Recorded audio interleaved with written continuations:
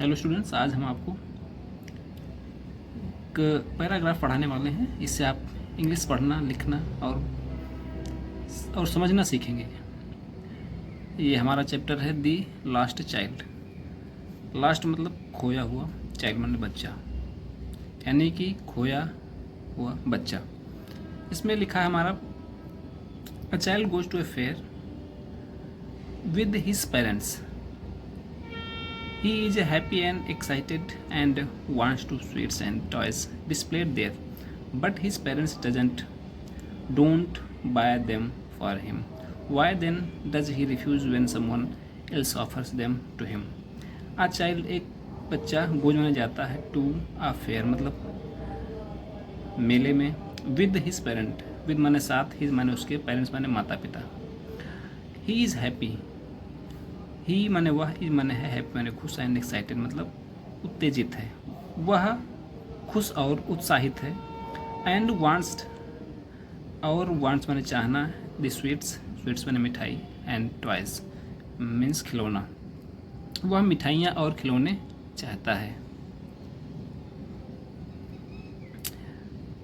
Displayed there, displayed मतलब जो वहाँ पर दिखाई दे रही, देर माने वहाँ। But his parents don't buy them, but माने लेकिन, हिज माने उसके, पेरेंट्स माने माता पिता, डोंट बाय देम उन्हें नहीं खरीदते। फॉर हिम, फॉर माने उसके, हिम माने उसे, फॉर माने के लिए, उसके लिए, यानी कि उसके माता पिता उसे, उसके लिए खिलौने नहीं खरीदते हैं। Why then does he, why माने क्यों, देन माने तब, डज ही, डज यहाँ पर, डज हमारा यहाँ पहले लगा तो ये इंट्रोगेटिव सेंटेंस में बनेगा। डज यहाँ पर हेल्पिंग वर्ब है। ही रिफ्यूज व्हेन, ही माने वह, रिफ्यूज माने मना करना, व्हेन माने तब, समवंस माने कोई, else offers them to him. Why then does he refuse when someone else offers them to him, वह क्यों मना करेगा जब कोई इन चीज़ों को ऑफ़र करेगा उसके लिए, यानी कि अगर कोई बाद में मिठाई देता तो वह क्यों मना करेगा। अब आते हैं हमारे पैराग्राफ पे। It was the festival of spring, it माने यह, वाज माने था, द फेस्टिवल माने त्यौहार, ऑफ स्प्रिंग मतलब बसंत, यह बसंत का त्यौहार था। स्प्रिंग मतलब बसंत। It was the festival of Basant, यह बसंत का त्यौहार था। From the wintry sets of narrow lines, from the wintry, wintry जो यहाँ पर है विंटर से बना है, विंट्री मतलब ठंड युक्त या सर्द, shades of narrow, narrow lines मतलब सकरी गलियाँ, and alleys emerged a gaily clad humanity. Alley मतलब होता है सकरी गलियाँ जो मुख्यतः इमारतों के बीच से बनी, बीच में बनी हो। इमर्ज्ड ए गैली, गैली मतलब होता है हंसी खुशी, क्लाइड मतलब ओढ़े हुए या ढकी हुई, ह्यूमैनिटी मतलब मानवता। इस सेंटेंस का मतलब है कि उन ठंड युक्त गलियों से और रंग बिरंगे ओढ़े हुए, रंग बिरंगे खुशियों से भरे हुए मानवता आ रही थी।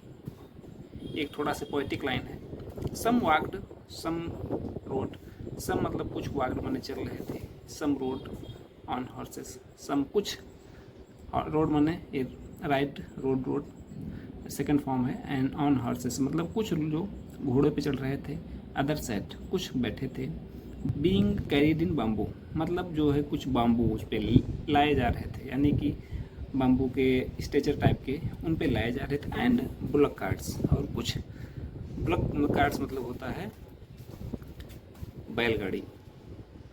One little boy ran between his father's leg, one little boy, एक बॉय मतलब बच्चा, लिटिल मतलब छोटा, वन माने एक, रैन बिटवीन, बिटवीन बीच में, हिज माने उसके, फादर्स लेग पिता के, लेग्स मतलब पैरों, पिता के पैरों।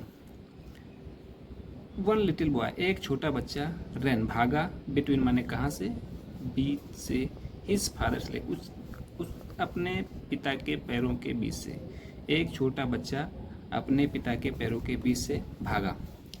Brimming over with life and laughter, brimming मतलब होता भरा हुआ होना, यहाँ पर बेसिकली भावनाओं से भरा होना, over with life and laughter जीवन और खुशियों से भरा हुआ। यानी कि जो बच्चा अपने पिताजी के पैरों के बीच से भागा वो बेसिकली भावनाओं से और अपने खुशियों से भरा था। कम चाइल्ड कम मतलब आओ, चाइल्ड माने बच्चे, कम चाइल्ड कम, आओ बच्चे आओ। कॉल्ड हिज पेरेंट, कॉल माने बुलाया, हिज माने उसके, पेरेंट माने माता पिता ने, उसके माता पिता ने बुलाया। क्यों? एज ही लैग्ड बिहाइंड, जैसा कि वह, लैग्ड मतलब पिछड़ जाना, बिहाइंड माने पीछे, जैसा कि वह पिछड़ गया था पीछे। क्यों? Fascinated by the toys, fascinated मतलब होता है, फैसिनेट का थर्ड फॉर्म है ये। फैसिनेटेड मतलब आकर्षित हुआ, बाय द टॉयज मतलब किससे आकर्षित हुआ? खिलौनों से। इन द शॉप्स में दुकानें, दैट लाइन्ड द वे, जो कि रास्ते में लगी थी। वह बच्चा जो कि पिछड़ गया था, क्यों? क्योंकि वो आकर्षित हो गया था बाय द टॉयज, खिलौनों से। और ये खिलौने कहाँ लगे थे? दुकानों में, जो कि रास्ते के किनारे दुकानें बनी थी या लगी थी।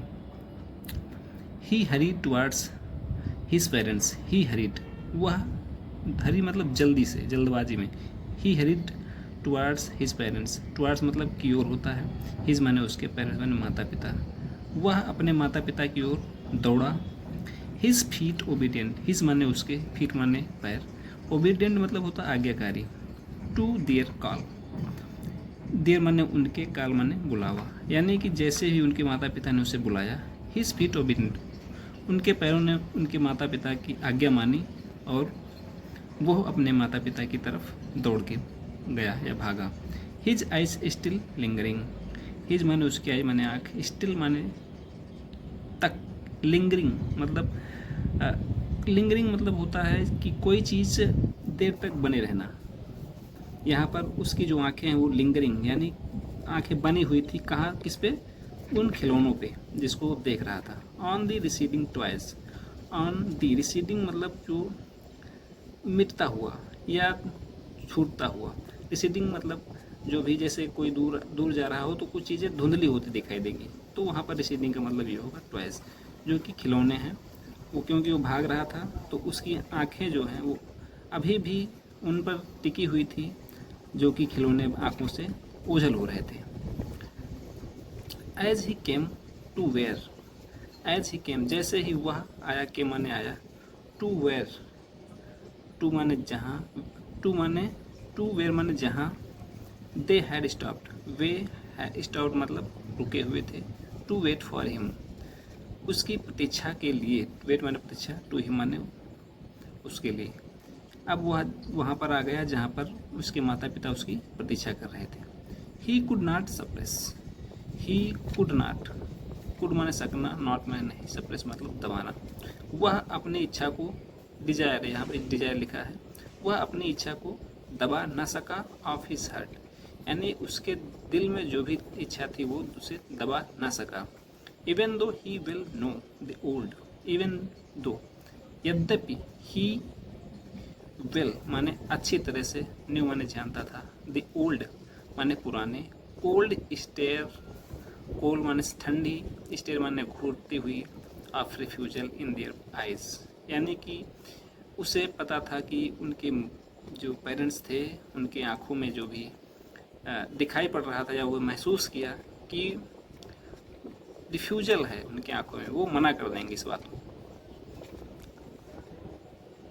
आई वॉन्ट दैट टॉय, अब यहाँ से हमारा नेक्स्ट पैराग्राफ है, इसको हम नेक्स्ट वीडियो में बताएंगे। तब तक के लिए थैंक यू।